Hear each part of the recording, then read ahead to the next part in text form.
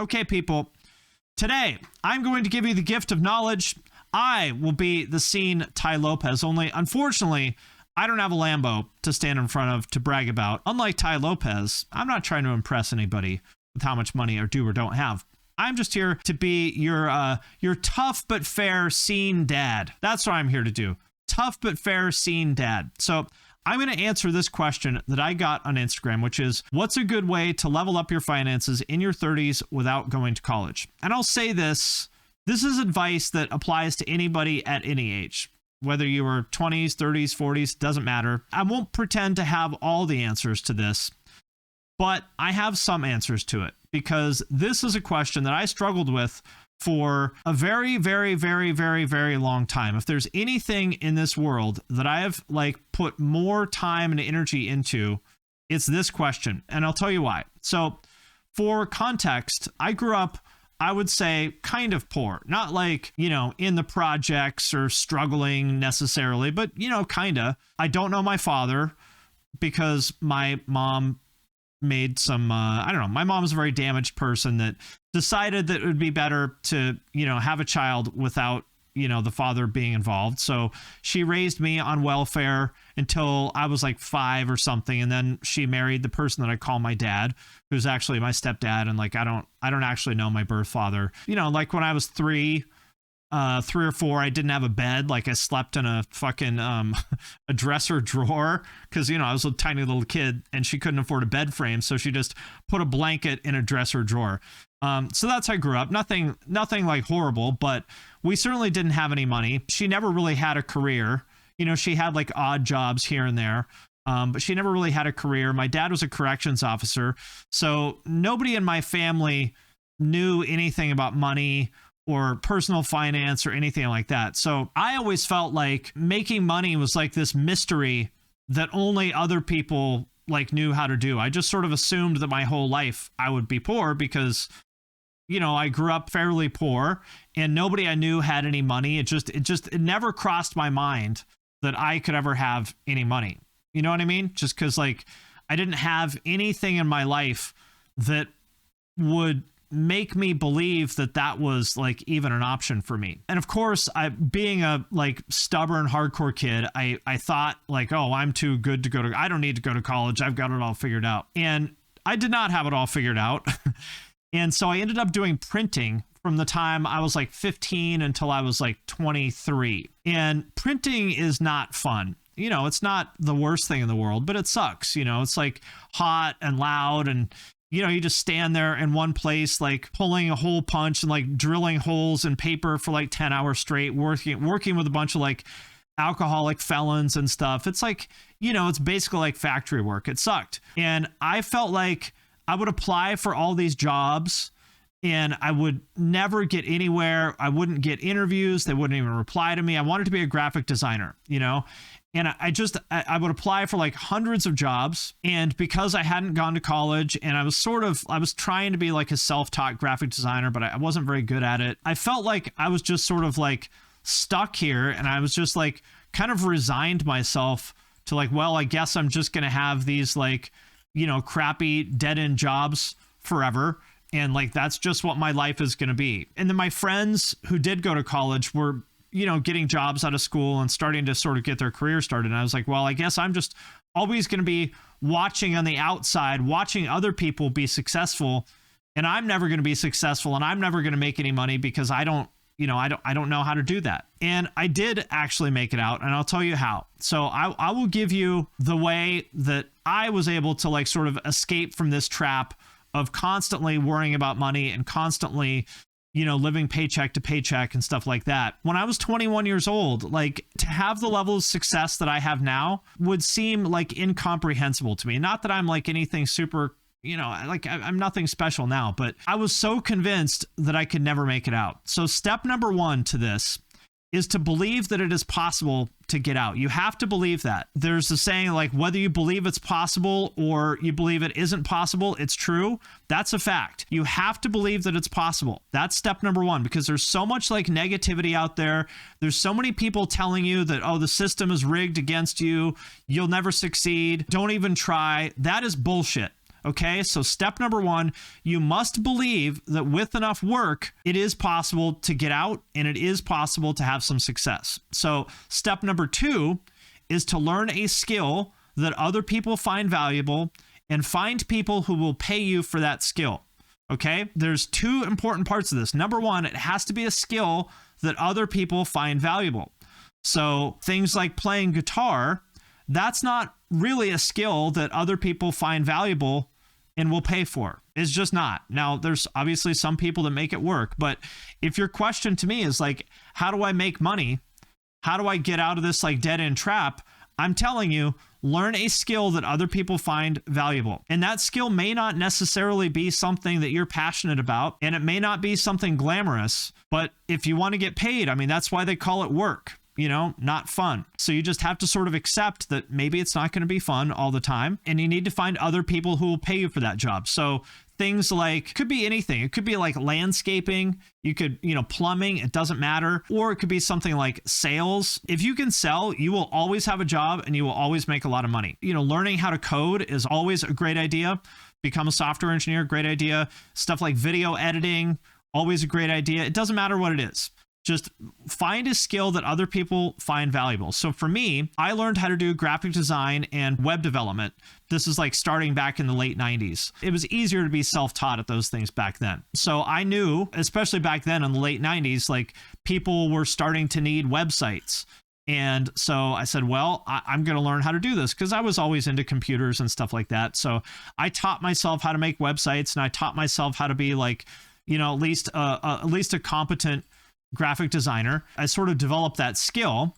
But the second part of that, which is kind of the hardest part of it, is how do you find people to pay you for that skill? Because there's a lot of people out there who are maybe good at photography or video editing or whatever it is that they do, but they can't find anybody to pay them for it. That's the hardest part for a lot of people, right? It's like, how do you know how to do this thing? How do I get someone to pay me for it? And I will tell you, the answer to that is you have to ask. You have to sell yourself. Nobody is going to come along and like recognize, oh, this person is a great video editor, I'm going to like throw money at them. That's not how life works. You have to go out there and you have to get it. So I'll tell you how I did that. So what I did is I taught myself how to do design. And I will be honest, I wasn't the best designer in the world. And I wasn't the best like web developer in the world. I was like kind of okay at both of them, but I wasn't great. But I built a portfolio for myself, and I would just basically reach out to anybody, like just email random businesses and whoever else that I thought might pay me for it. Most of those people, I never heard back from them. I got a couple clients here and there, but kind of didn't really take off until one day I was working at this print shop, and a guy came in who owned an advertising agency, and we printed a brochure for them. They made like a brochure for their advertising agency, like saying what they could do and blah, blah, blah. He seemed like a cool guy. His name is Chase Jarvis, who now he went on to become a pretty well-known photographer and then owned a company called Creative Live that I ended up working for years later. But at the time, he was just a photographer who was also a partner in this ad agency. We printed this brochure for them, and I was just sort of chatting with him while he was waiting in the lobby while we were printing this thing for him. And I had his phone number, from the job ticket. And I was like, this guy seems pretty cool. You know what? Fuck it. I'm just going to go for it. So I called him like the next day and I said, hey, this is totally random, but this is Finn from the print shop. I felt like we had a good conversation, and it seems like you guys are doing some really cool stuff. I was wondering if you had a job for me. At first he said no, but I kept bothering him about it and saying, well, I'll do this, I'll do that, pay me this much, blah, blah, blah. And after a couple weeks, I got him to say yes. And I quit my job at the print shop, and they paid me a little bit of money, not very much, but they paid me a little bit of money. I did projects, and they happen to have some very good clients. So I ended up doing projects for Nike ACG, Nintendo. I did their E3 site for E3 2002, I think, and Red Bull.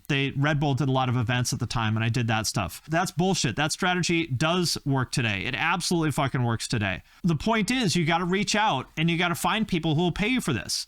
And that was the last time that I ever had like a crappy dead-end job, because once you get that one breakthrough, now it's much easier to get other people to say yes to you. Because after that, I said, well, I'm a designer and I've done projects for Nike, Nintendo, and Red Bull. And it's like, after you've done that, then it's like, oh, okay, well, you know what you're doing. So all you really need is that that first person to say yes to you to change your life.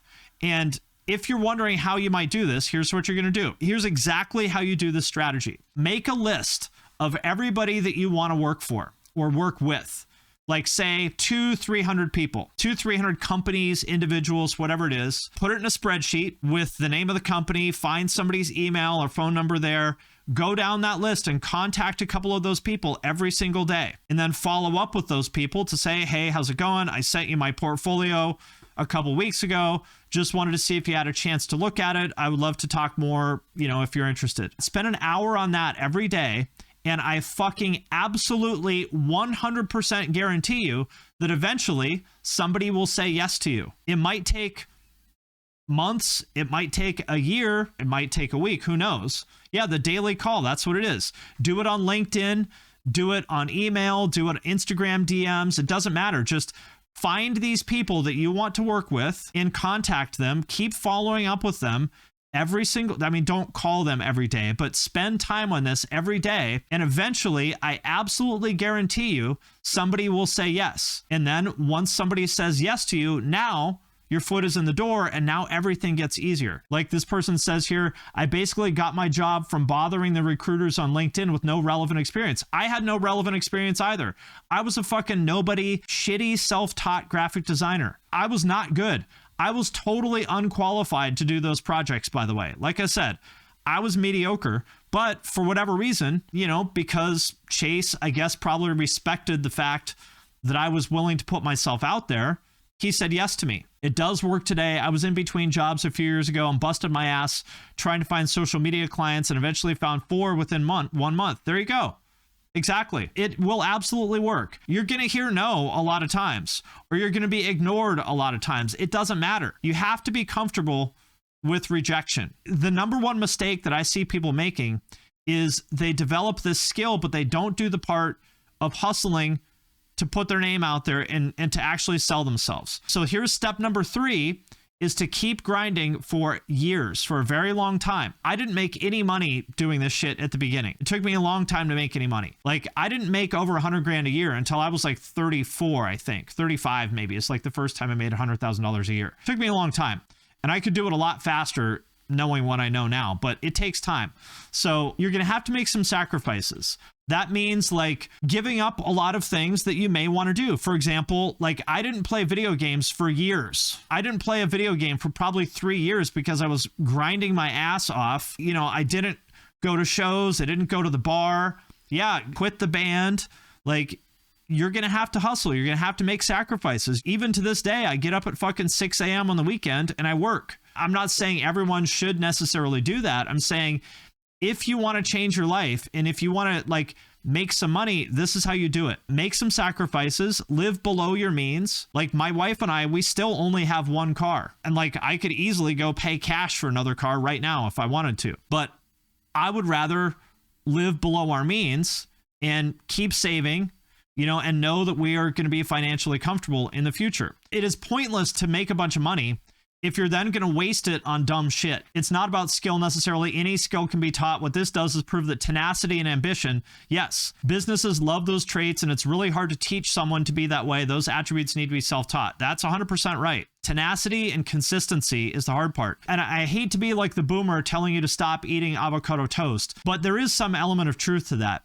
Like you see a lot of young people, stop buying vinyl. Exactly. You see a lot of young people doing stuff who don't have money, buying vinyl and going out to eat all the time and like, door dashing and shit. Dude, I have way more money than any fucking 23-year-old and I don't fucking do DoorDash because shit's fucking $60 for 2 people. For fucking Chipotle, it's going to cost you $40. So make some sacrifices, keep grinding. So to summarize, number 1, believe that it is possible because I can promise you from personal experience and from seeing dozens and dozens of other people do it, it is possible.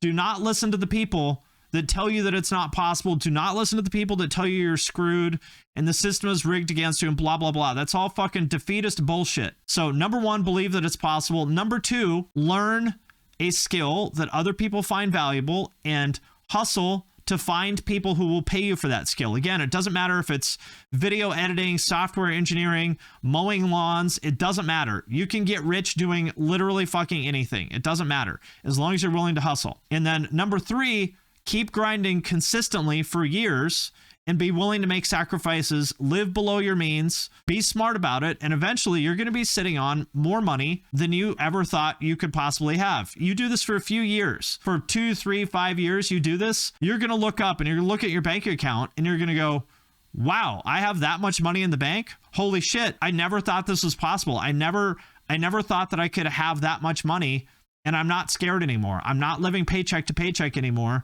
This is crazy. And then if you keep doing that for a few more years, the amount of money that you had before that you thought was crazy, you're going to think is like a small amount of money. So the point is, I'm not saying people should be motivated by money, because I think that there's many more important things in life than money. But if you're asking me, as this person on Instagram did, how do you change your life financially without going to college? That's how you do it. I gave you the script, so it worked for me. I guarantee you, if you actually put in the work, I 100% guarantee you it'll work for you. So there you have it. I hope it helps someone. And yeah, go listen to Hatebreed. That's the most important part. Listen to Hatebreed. That's the real key.